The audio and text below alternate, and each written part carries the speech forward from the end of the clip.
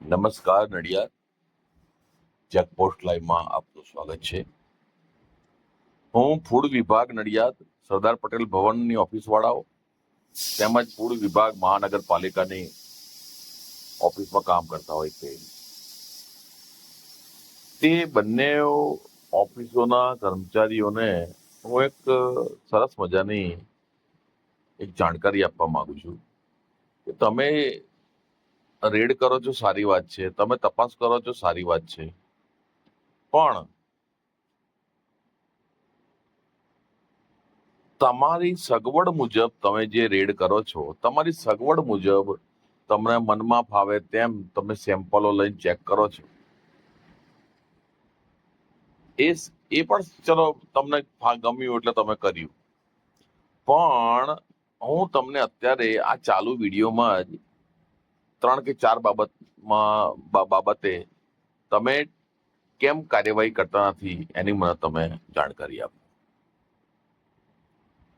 Calcium carbide વાળી કેરીનો રસ ઠેર ઠેર ખેડા જિલ્લામાં લાલ આઈસ બોક્સમાં લાલ લાલ મંડપમાં તરબૂચ વાળાઓને બધા બેઠા હોય અને વેચાતો હોય છે. તરબૂચમાં બી સેક્રિનના ઇન્જેક્શનો મારેલા હોય છે. જે મીઠાશ આવે છે ને સેક્રિન કહેવાય એને, હવે એના ઇન્જેક્શનો મારેલા હોય છે તરબૂચમાં. બધા એવા નથી કરતા, પણ આ જે કરે છે એમની વાત છે. કેલ્શિયમ કાર્બાઇડ વાળી કેરી તો દરેક જણા કરે જ છે કે બધી કોઈ કેરી કે પકવેલી નહીં હોતી કુદરતી રીતે. એટલે એ જે કેરી છે એનો રસ ખુલ્લેઆમ વેચાય છે, કેન્સરની દુકાનો છે, તો ફૂડ વિભાગ વાળાએ શું ત્યાં આગળ જઈને તમે કાર્યવાહી કરી? એવી જ રીતે પાણીપુરીની જે પૂરી હોય છે તળેલી, એ બળેલા તેલમાં તળેલી હોય છે, તો તે બાબતે તમે શું કાર્યવાહી કરી? બજારમાં ભજીયા દાલવડા ની જે લારીઓ છે તે લારીઓ ઉપર બળેલું તેલ ખુલ્લેઆમ પડ્યું હોય છે ને ત્યાં ખુલ્લેઆમ તળાય છે, તમે ત્યાં શું કાર્યવાહી કરી? આખું વરસ જે કેળા છે એ પેલું કેમિકલ આવે છે એમાં ડૂબોડી દે એને પકાવવામાં આવે છે કાચા કેળાને, તમે ત્યાં શું કાર્યવાહી કરી? ખાલી દેખાડા પૂરતા કેસ બનાવવા એ ફૂડ વિભાગનું કામ નથી. ફૂડ વિભાગનું કામ છે પ્રોપર, અને તમારું કામ માત્ર પગાર લઈને ઘેર જઈને આરામ કરવાનું નથી. તમારે કામ કરવાનું છે. તમને જનતાના ટેક્સમાંથી પગાર મળે છે, તમે જનતાના નોકર છો, સરકારી નોકર છો, પબ્લિક સર્વન્ટ છો. એટલે તમે અમારા સાહેબ નથી, તમે અમારા નોકર છો. એટલે તમે નોકર બનીને કામ કરો. જનતા કે તમને એમ પ્રમાણે તમારે હેડવાનું. તમારો હોદ્દો ગમે તેટલો મોટો હોય, પણ છો તમે નોકર.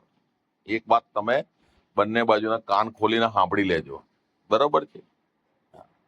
એટલે એ બાબતે કાર્યવાહી કરો. અને બીજી તમને અગત્યની બાબત કહું કે મોટા ભાગની હોટલો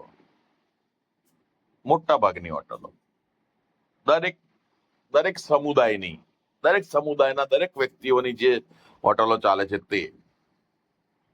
એ બધામાં જે પનીરનો યુઝ કરવામાં આવે છે એ નકલી પનીરનો યુઝ કરવામાં આવે છે. 20% બાદ કરતા માત્ર 20% હોટલો જ એવી છે કે જે પ્યોર પનીર વાપરે છે. બાકીની 80% હોટલોમાં જે પનીર વપરાય છે એ નકલી પનીર વપરાય છે, અખાદ્ય પનીર વપરાય છે, કે જેના ખાવાથી આપણને નુકસાન થઈ શકે તેમ હોય છે. તો એ બાબતે ફૂડ વિભાગના કર્મચારીઓ કેમ કાર્યવાહી કરતા નથી? એટલે આ બાબતે તમે હવે આ વર્ષે તો તમારે 2026માં કામ કરવું જ પડશે, બિલકુલ કરવું પડશે. તમને એમ છે કે આ દિવાળીએ વિડીયો બનાવીને શાંત થઈ ગયો અને આ બધા વિડીયો બનાવીને 2-4 વિડીયો બનાવીને શાંત થઈ જાય છે, પણ ફૂડ વિભાગના અધિકારી શ્રીઓ શાંત નથી થયો. તમારા વિરુદ્ધમાં પુરાવા ભેગા કરતો હતો, સમજ્યા? તમારા માણસો જે જગ્યાએ અમુક કર્મચારીઓ જે છે એ જે ગેરકાયદેસર રીતે હપ્તા ઉઘરાવા જાય છે ને, હા, એ કઈ રીતે જાય છે, કોને ત્યાં જાય છે અને કેટલો હપ્તો લાવે છે, એ બધી ઇન્વેસ્ટિગેશનમાં હતો. બરોબર છે. એ બધું હજી બી ઇન્વેસ્ટિગેશન ચાલુ જ છે.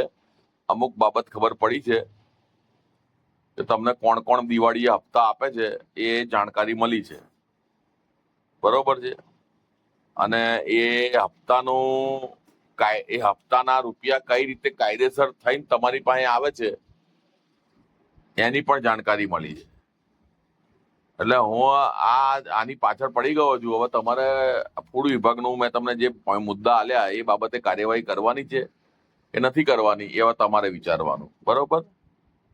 આ તમને પહેલેથી સૂચિત કરી દીધા.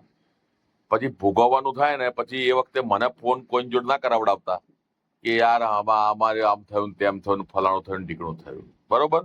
એ વખતે હું કશું સાંભળીશ નહીં. હા, તમે એવું વિચારતા હશો કે તો આ કોણ છે આપણને બધું કહેનારો કરનારો? ભારત દેશનો નાગરિક. ભારત દેશનો નાગરિક છું. સ્વર્ણિમ ગુજરાતના સંકલ્પને સાર્થક કરવું છે. નરેન્દ્ર મોદી સાહેબે આજથી વર્ષો પહેલા આ બાબત કહી હતી. એટલે મેં એમની બાબત માની લીધી છે. મેં એમની બાબત માની લીધી છે કે સ્વર્ણિમ ગુજરાતના સંકલ્પને આપણે સાર્થક કરવાનું છે. એટલે હવે સાર્થક કરીને જ જંપવાનું છે. બરોબર. જય હિન્દ, જય ભારત. આવજો.